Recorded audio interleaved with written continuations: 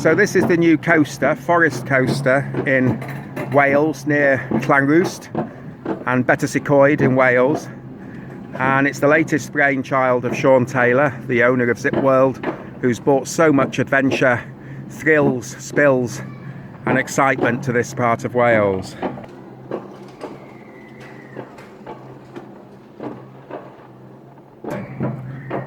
And that's where we'll be coming down in a few moments' time. Well, it's certainly much longer than I thought. I actually thought this was a children's ride to the top of a little hill, but we seem to be going on forever along this this track. Flipping heck. And off we go.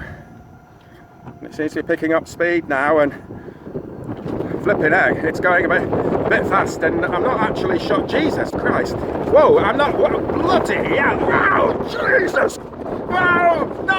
Ah! Oh, this is wonderful. This is white knuckle riding at its best. Oh my God, bloody hell, that's Jesus Christ, no. Oh, fuck. Oh, bloody hell. No. Ah! Oh, dear me. Oh, it takes your breath away as you go hurtling down. What a wonderful ride this is. Oh, it does take your breath away. What a great ride. Oh